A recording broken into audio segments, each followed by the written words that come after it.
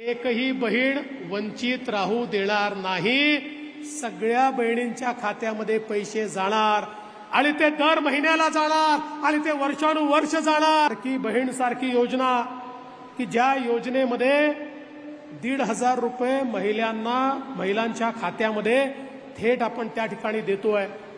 आपण योजना ज्यावेळेस घोषित केली, आमचे विरोधक म्हणायचे फसवी योजना आहे, फसवी योजना आहे, 10% महिलांना देखील मिळणार नाही।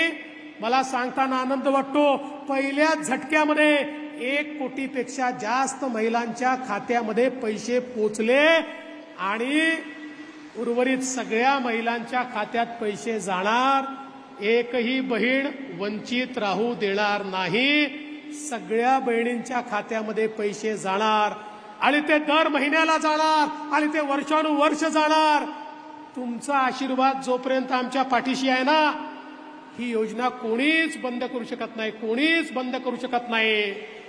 पण आमच्या विरोधकांच्या पोटामध्ये इतका गोळा उठलाय, ते म्हणतात 1500 रुपये देऊन तुम्ही त्या ठिकाणी महिलांना खरेदी करता का, त्यांना लाच देता का? अरे वेड्यांनो, बहिणीचं आणि आईचं प्रेम कोणीच खरेदी करू शकलं नाही। प्रत्यक्ष ईश्वर देखील उतरला आणि त्यांनी म्हटलं बहिणीचं प्रेम खरेदी करतो, तरी ते खरेदी करता येत नाही।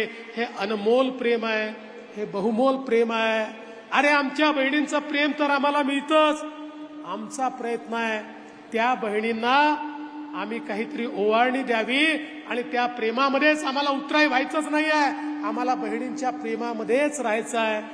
आज खरं म्हणजे सोन्याचा चमचा तोंडामध्ये घेऊन जे लोक जन्माला आले त्यांना 1500 रुपयाचं मोल समजू शकणार नाही।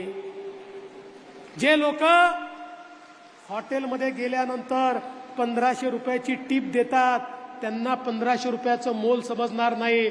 माझी ती माय माऊली जी महिन्याच्या शेवटी हिशोब करता करता डोळ्यातनं पाणी आणते आणि विचार करते आता या महिन्यामध्ये पोरीला कमी करू की पोराचं कमी करू, त्या माय माऊलीला 1500 रुपयाची मदत काय असते याचं मोल निश्चितपणे या ठिकाणी समजणार आहे।